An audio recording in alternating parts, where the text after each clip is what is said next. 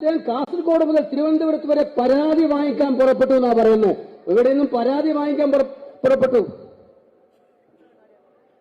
ഇവിടെ ഇരിക്കുന്ന ഒരേ കുട്ടി ചേച്ചി ഉണ്ടല്ലോ ഇവിടെ ഇരിക്കുന്നത്. ഇവരുടെ പരാതി ആരാ പരിഹരിച്ചത്? അവരെ പോലെ 10,000 മറിയക്കുട്ടിമാരുടെ ശാപം മിസ്റ്റർ പിണറായി വിജയൻ നിങ്ങളെ വേട്ടയാടുമെന്നുള്ള കാര്യത്തിൽ സംശയമില്ല. പരാതികള് വാങ്ങിച്ച് പരിഹരിക്കാനല്ല, ആ പരാതികളെ ഭ്രൂണഹത്യ ചെയ്യാനാണ് മുഖ്യമന്ത്രി പിണറായി വിജയൻ നിങ്ങൾ എല്ലാ സമയത്തും അത് തുടക്കത്തിൽ തന്നെ ഭ്രൂണഹത്യ ചെയ്യാനാണ് ശ്രമിച്ചിട്ടുള്ളത്.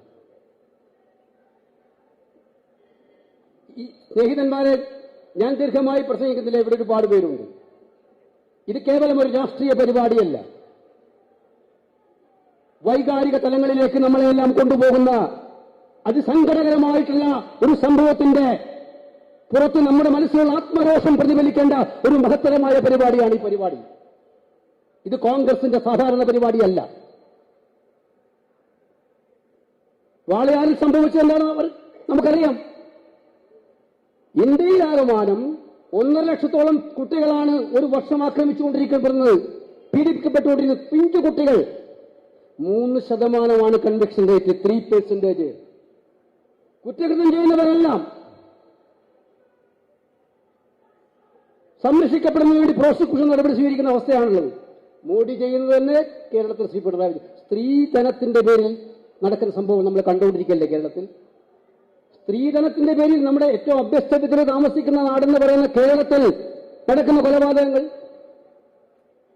അപ്പൊ ഇത് ഒരു സംശയവും വേണ്ട, ആ കുട്ടിയുടെ ആത്മാവ് ഇനി ഈ ജ്വാലയിൽ പങ്കെടുത്ത ഓരോ സഹോദരിമാരോടൊപ്പം ആ പിഞ്ചുകുട്ടിയുടെ ആത്മാവ് തേക്കുന്നാവും എന്ന് ഞാൻ വിശ്വസിക്കുകയാണ്. ഇത്തരം സംഭവങ്ങൾ ആവർത്തിക്കാതിരിക്കാനുള്ള ജാഗ്രതയാണ് നമ്മൾ സഹോദരന്മാർ ഒന്നിച്ചു നിൽക്കുന്നത്. ഇന്ത്യൻ നാഷണൽ കോൺഗ്രസ് ഉയർത്തിപ്പിടിക്കുന്നതും അത് തന്നെയാണ്. അത് നമ്മൾ വീണ്ടും ശക്തമായി ഉയർത്തിപ്പിടിച്ചുകൊണ്ട് മുന്നോട്ട് പോകണം. ഇടുക്കി എന്ന് പറഞ്ഞ പ്രദേശം നിങ്ങൾക്കറിയാം, പാവപ്പെട്ട ഒരു തൊഴിലാളി കുട്ടി, അതും നേരത്തെ പട്ടികജാതി വർഗത്തിൽപ്പെട്ട ആ കുട്ടിയുടെ ജാതി മാറ്റാൻ പോലും പോലീസ് ശ്രമിച്ചു എന്ന് പറയുന്നത് എത്ര ഹീനമാണ്. എന്ത് നടപടിക്കാണ് സർക്കാർ സ്വീകരിച്ചു ആ അന്വേഷണം നടത്തിയ ആൾക്കെതിരായിട്ട്? വിചാരണയിൽ പ്രോസിക്യൂഷൻ സ്വീകരിച്ച നടപടിയെക്കുറിച്ച് അന്വേഷണം നടത്തി. നമ്മൾ ആവശ്യപ്പെടുന്നു ആ അന്വേഷണത്തെക്കുറിച്ച്, വിചാരണ വേളയിൽ നടന്ന കാര്യങ്ങളെക്കുറിച്ചും അന്വേഷണ വേളയിൽ നടന്ന കാര്യങ്ങളെക്കുറിച്ചും ഒരു ജുഡീഷ്യൽ അന്വേഷണം നടത്താൻ കേരള സർക്കാർ തയ്യാറാകണമെന്നാണ് നമുക്ക് ഇവിടെ ആവശ്യപ്പെടാനായിട്ടുള്ളത്. അവരന്വേഷണം നടത്തും.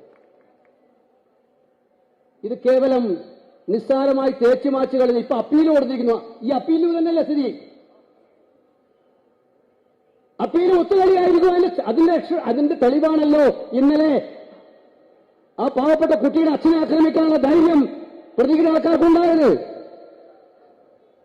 ഇവരെ ശിക്ഷിക്കണമെന്ന് ആവശ്യപ്പെട്ടുകൊണ്ട് സമരം നടത്തിയ നമ്മുടെ യൂത്ത് കോൺഗ്രസ് ചെറുപ്പക്കാരെ ആക്രമിക്കാൻ CPM വന്നത് അതിന് മറ്റൊരു തെളിവാണല്ലോ.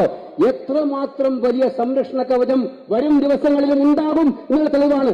എനിക്ക് പ്രിയപ്പെട്ട സഹോദരന്മാരോട്, കോൺഗ്രസിന്റെ എന്റെ സഹപ്രവർത്തകരോടും പറയാനുള്ളത്, ഇവിടെ പ്രതിപക്ഷ നേതാവ് കൂടെ ഉണ്ട്, അദ്ദേഹം അക്കാര്യത്തിൽ ജാഗ്രതയുള്ളവരാണെന്ന് എനിക്കറിയാം. കണ്ണിലെണ്ണയൊഴിച്ച് ഇതിന്റെ അപ്പീൽ കേസുകൾ കാത്തിരിക്കാൻ കോൺഗ്രസ് പാർട്ടി നിശ്ചയമായിട്ട് തുറന്നിക്കണമെന്നാണ് എനിക്ക് പറയാനുള്ളത്.